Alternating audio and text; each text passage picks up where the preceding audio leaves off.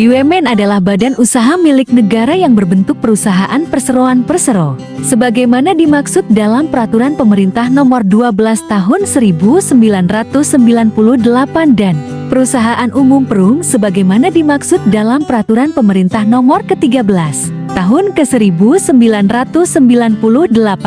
Badan usaha milik negara BUMN merupakan salah satu pelaku kegiatan ekonomi yang penting di dalam perekonomian nasional yang bersama-sama dengan pelaku ekonomi lain yaitu swasta besar kecil, domestik asing dan koperasi, merupakan pengejawantahan dari bentuk bangun demokrasi ekonomi yang akan terus kita kembangkan secara bertahap dan berkelanjutan.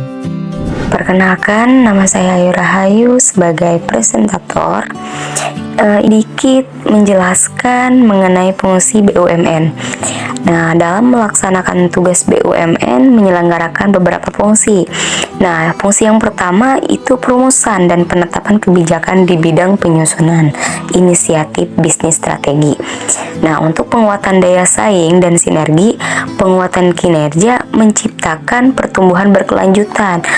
Terus atau bisa disebut dengan pertumbuhan yang berkepanjangan.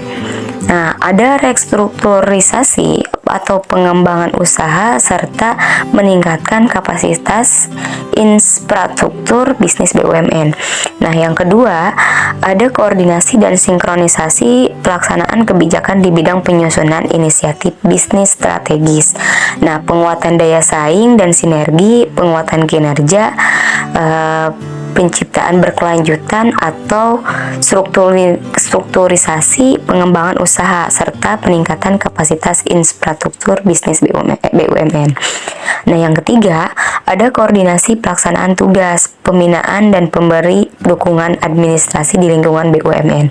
Nah, yang keempat, pengelolaan barang milik negara yang menjadi tanggung jawab BUMN tentunya ya. Yang kelima, ada pengawasan atas pelaksanaan tugas di lingkungan BUMN. Selanjutnya akan dijelaskan atau dipaparkan oleh rekan saya. Saya kembalikan kepada moderator. Baik, selanjutnya tentang manfaat BUMN itu sendiri. Jadi, yang pertama, dapat memberikan kemudahan kepada masyarakat luas dalam memperoleh berbagai alat pemenuhan kebutuhan hidup yang berupa barang atau jasa.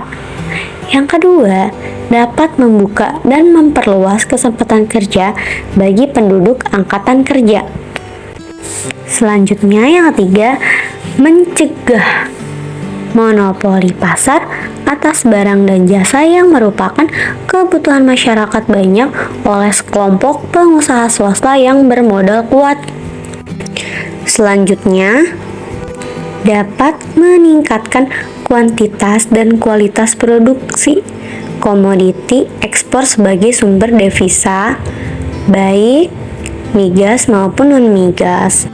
Dan selanjutnya, yang kelima, untuk menghimpun dana untuk mengisi kas negara yang selanjutnya dipergunakan untuk memajukan dan mengembangkan perekonomian negara. Next, selanjutnya ada tugas pokok BUMN. Nah, dapat menyelenggarakan urusan pemerintahan di bidang BUMN untuk membantu Presiden dalam menyelenggarakan pemerintah negara. Next, berdasarkan Peraturan BUMN No. 4 atau MBU 03/2021 tentang organisasi dan tata kerjasama Kementerian Badan Usaha milik negara, yaitu untuk mengkoordinasi. Ada apa aja nih?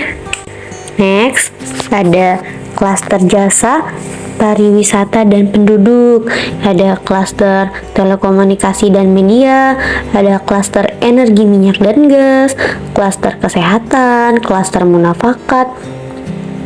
manufaktur gitu, klaster pangan dan pupuk, klaster perkebunan dan kehutanan, klaster kesehatan, klaster dana pensiun, jasa infrastruktur, jasa keuangan, jasa logistik. Bentuk-bentuk BUMN. Menurut Undang-Undang Nomor 19 Tahun 2003, tentang BUMN, badan usaha milik negara memiliki dua bentuk, yakni badan usaha perseroan atau persero dan badan usaha umum atau perum. Badan usaha perseroan atau persero adalah BUMN yang berbentuk perseroan terbatas yang modalnya terbagi dalam saham yang seluruh atau paling sedikit 51% sahamnya dimiliki oleh negara Republik Indonesia yang tujuan utamanya adalah mengejar keuntungan. Selanjutnya, badan usaha umum atau perum adalah BUMN yang seluruh modalnya dimiliki oleh negara dan tidak terbagi atas saham. Badan usaha umum memiliki maksud dan tujuan yang didukung persetujuan menteri, yakni adalah untuk melakukan penyertaan modal dalam usaha yang lain. Ciri-ciri badan usaha perseroan. Yang pertama adalah dalam pendirian persero diusulkan oleh menteri kepada presiden.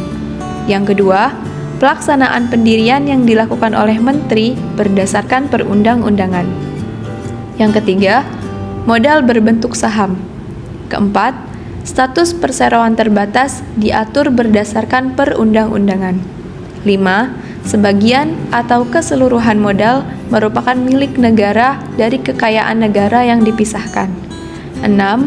Tidak mendapatkan fasilitas dari negara. 7. Pegawai persero berstatus pegawai negeri. 8. Pemimpin berupa direksi. 9. Organisasi persero yaitu RUPS, direksi, dan komisaris. 10. Hubungan-hubungan usaha diatur dalam hukum perdata. 11. Tujuan utamanya adalah untuk mendapatkan keuntungan. Baik teman-teman, saya akan menyampaikan materi lanjutan dari teman saya, yaitu mengenai maksud dan tujuan badan usaha perseroan. Maksud dan tujuan badan usaha perseroan yang pertama, yaitu menyediakan barang dan jasa yang bermutu tinggi dan berdaya sangat kuat. Yang kedua, mengejar keuntungan guna meningkatkan nilai dan badan usaha. Selanjutnya, ciri-ciri badan usaha umum. Ciri-ciri badan usaha umum terdapat 7 poin. Yang pertama, melayani kepentingan masyarakat yang umum. Yang kedua, pemimpin berupa direksi atau direktur. Yang ketiga, pekerjaan merupakan pegawai perusahaan dari pihak swasta. Yang keempat, dapat menghimpun dana. Yang kelima, pengelolaan dari modal pemerintah yang terpisah dari kekayaan negara. Yang keenam, menambah keuntungan kas negara. Yang ketujuh, modal berupa saham atau obligasi bagi perusahaan go public. Baik, saya lanjut.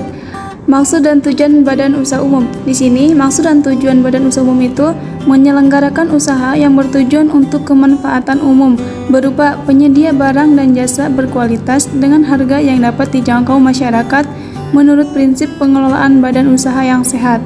Sedikit menjelaskan maksud dan tujuan dari badan usaha umum ini. Jadi, badan usaha umum ini disebut dengan perum yang artinya perusahaan umum yang sepenuhnya dimiliki oleh BUMN sendiri. Contohnya PT Pegadaian, PT Pertamina, itu contoh dari perum perusahaan umum ya. Sebenarnya tujuan utamanya itu untuk melayani masyarakat dan mencari profit atau keuntungan sebanyak-banyaknya.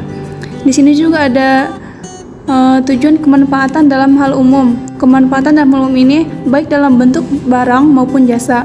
Kemudian kegiatan badan usaha umum atau perum ini juga harus memperhatikan barang atau jasa yang berkualitas dan dianggap harganya terjangkau oleh masyarakat serta keuntungan dengan asas pengelolaan perusahaan.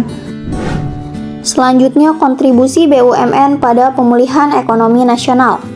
COVID-19 telah membawa ketidakpastian terhadap perekonomian nasional dan global. Sebagai gambaran, pada triwulan 2, ekonomi nasional mengalami kontraksi sebesar minus 5,32%. Untuk tahun 2020 ini, pertumbuhan ekonomi nasional diperkirakan sekitar minus 0,4% sampai dengan 1%. Untuk itu, pemerintah meluncurkan program pemulihan ekonomi nasional atau PEN, salah satunya dengan melibatkan BUMN. Selanjutnya ada kontribusi BUMN di bidang sosial. Yang pertama, sebagai penyedia barang dan jasa dalam memenuhi hajat hidup orang banyak dengan harga yang relatif terjangkau. Misal di sini ada Perum Bulog, PT PLN, dan PT Pertamina. Yang kedua adalah menjadi perintis dalam kegiatan usaha yang belum dapat dilaksanakan oleh badan lainnya. Misal ada PT Peruri, PT Pos Indonesia, dan PT Taspen.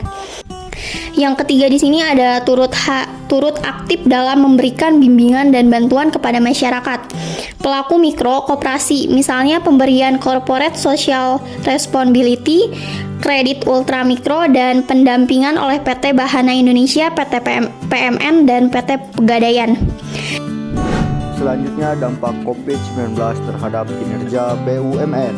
Yang pertama ada sisi supply, yang kedua demand, yang ketiga operasional, yang keempat keuangan.